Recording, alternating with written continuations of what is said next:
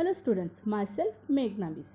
कल हम स्टैंडर्ड 6 का जन्मदिन यह पाठ देख रहे थे। इसमें बबलू की शरारतें तो हमने देखी ही थी, लेकिन शीला मौसी के घर में जो पूजा का बर्थडे था उनकी बेटी का, तो वहाँ पे बिजली चली गई थी, पानी नहीं था और उसमें बबलू की जो हालत हो रही थी वो हमने कल देखी थी।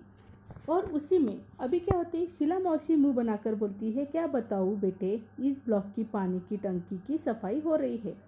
यानी शीला मौसी के घर बिजली तो नहीं थी लेकिन पानी भी नहीं था। और शीला मौसी ने बबलू को क्या बोला कि मेरे यहाँ पे क्या है, पानी की टंकी की सफाई हो रही है। यानी उसी ब्लॉक की क्या हो रही थी, पानी की टंकी की सफाई हो रही थी। इसलिए शीला मौसी के घर क्या नहीं था, पानी नहीं था। कोई बात नहीं बच्चे, अच्छा बुरा तो होता ही रहता है। तुम लोग खाना खाओ, अड़ोस पड़ोस में देखते हैं कहीं ना कहीं पानी तो मिल जाएगा। शीला मौसी बोलती है, ठीक है, बुरा तो सब साथ होता ही रहता है। तुम क्या करो, तुम सब अभी खाना खा लो, मैं देखती हूँ आजू बाजू कहीं पानी मिलता है क्या। लेकिन इस आश्वासन से बबलू को कोई राहत नहीं मिली। आश्वासन यानी सांत्वन। उसका सांत्वन किया गया कि ठीक है, मैं देखती हूँ आसपास कहीं पानी मिलता है क्या। प्यास से उसका गला सूखा जा रहा था। खाने का एक गोर भी गले से नीचे नहीं उतर रहा था। वह प्यास से झटपटाने लगा। आज पहली बार प्यास का अनुभव करने से तो उसे पानी मिलने वाला नहीं था। क्या हो गया, आज पहली बार बबलू को क्या हुआ था, पानी की इम्पोर्टेंस पता चल गई थी। जो बबलू हमेशा पानी वेस्ट करता था उसको आज फर्स्ट टाइम जो था पानी की इम्पोर्टेंस पता चली। इतना ढेर सारा खाना, अच्छा खाना, टेस्टी खाना होने के बावजूद भी बबलू के गले से एक निवाला नहीं जा रहा था। रीज़न था पानी की प्यास। ठीक है,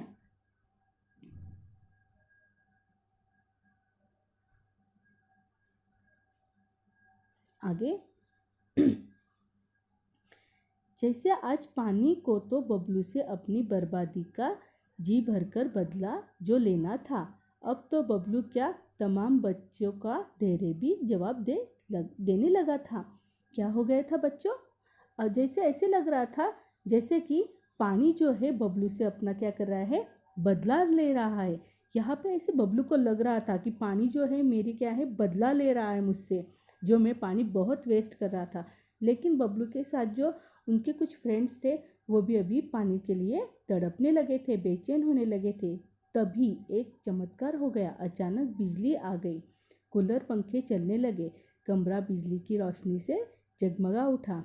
सभी बच्चे खुशी से चिल्ला गए। देखो, अचानक से रात का समय था, मस्त लाइट आ गई, बर्थडे था, हर जगह पे क्या थी, रोशनी थी। झगमग उठने लगा सब, और सब बच्चे क्या हो गए, कूलर फैन चलने लगे तो बच्चे एकदम से चिल्लाने लगे। मगर बिजली आने भर से तो प्यास बुझने वाली नहीं थी। अंकल को भी अचानक कुछ याद हो आया। वे खुशी से बोल उठे, अरे बच्चों, मैं तो भूल ही गया था कि बड़े वाले कूलर में पानी भरा हुआ है। देखो, अभी अंकल को भी अचानक से याद आ गया कि जो बड़ा कूलर है उसमें भी क्या उन्होंने पानी भर के रखा था। अगले ही पल वहाँ का दृश्य बदल गया। कमरा ठंडी हवा से भर उठा। बच्चे बड़े सब ठंडे पानी के साथ चटपटे भोजन का स्वाद लेने लगे। बबलू की तो बातें खिल उठी, यानी प्रसन्न हो गया, हैप्पी हो गया। चलने से पहले शीला मौसी और माँ एक दूसरे को देख कुछ मुस्कुराए। इस मुस्कुराहट के पीछे का रहस्य बबलू नहीं जान पाया। अब देखो क्या हुआ था, अचानक से अंकल को भी यानी पूजा के पिता को भी पता, अचानक से याद आया कि बड़े कूलर में उन्होंने क्या किया था, पानी भर के रखा है। वहाँ का जो दृश्य था वो क्या हो गया, अचानक से बदल गया। हर जगह पे ठंडाहट होने लगी, सबने पानी पिया, मस्त एंजॉय किया। और जब शीला मौसी और बबलू की जो माँ है वो दोनों ऐसे एक दूसरे को देख के मन ही मन ऐसे थोड़ा सा मुस्कुराने लगे। मुस्कुराने लगने के बाद बबलू ने देखा वो, लेकिन बबलू को वो समझ में नहीं आया। आगे का पैराग्राफ देखते। घर पहुंचने पर माँ को बबलू किसी सोच में डूबा दिखाई पड़ा। बबलू कुछ तो विचार कर रहा था, कुछ सोच रहा था। बबलू कुछ नहीं बोला। शीला मौसी के यहाँ जो घटना हुई वह अब भी उसकी आंखों के आगे घूम रही थी। अपने आंगन की गौरैया की प्यास से खुली चोंच बाहर सड़क की नाली में जीभ निकाले हाफसा हुआ टॉमी और शीला मौसी के यहाँ प्यास से सूखता उसका गला। पंखा कूलर जरा देर के लिए बंद रहने पर बहता पसीना। बहुत कुछ नहीं, अब वह ऐसा कुछ भी नहीं करेगा। क्या हुआ था अभी? गौरैया यानी पक्षी।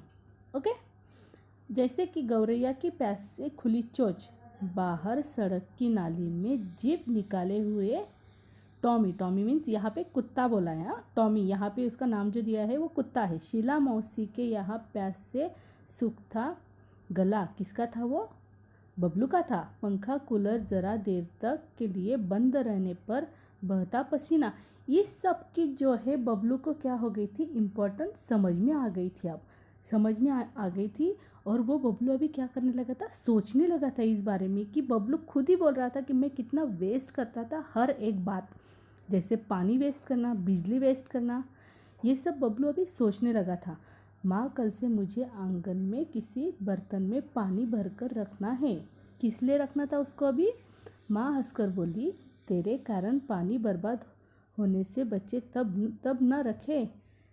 किसके लिए रखने वाला था? पक्षी के लिए। जो चिड़िया आते हैं उनके लिए, जो पक्षी आते हैं उनके लिए अभी क्या करने वाला था, एक बर्तन में बबलू पानी रखने वाला था। माँ, अब पानी की एक भी बूंद बर्बाद नहीं होगी, बबलू आत्मविश्वास से भरकर बोला।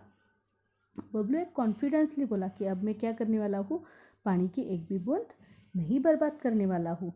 मगर बबलू कभी यह नहीं जान पाया कि शीला मौसी के यहाँ जन्मदिन की पार्टी में जो कुछ हुआ वह एक नाटक मात्र था। समझ में आया बच्चों? यह नाटक किया था किसने? शीला मौसी और बबलू के माँ ने। बबलू को ये समझाने के लिए कि पानी की इम्पोर्टेंट, बिजली की इम्पोर्टेंट, वस्तुओं की इम्पोर्टेंट, ये उस बबलू को दिखाना चाहते थे कि इन सब का कितना महत्व है हमारे जीवन में। अगर ये नहीं रहा तो हम भी नहीं रहेंगे। उसे सबक सिखाने के लिए माँ ने चलने से पहले शीला मौसी को फ़ोन पर बबलू की इस आदत के बारे में बताया था। शीला मौसी ने भी कुछ करने का भरोसा दिया था। उन्होंने यही नाटक किया जो कि पूरी तरह कामयाब रहा। अब तो बबलू खुद ही अपने दोस्तों को समझाता है कि पानी और बिजली अनमोल है, इन्हें भविष्य के लिए बचाकर रखें।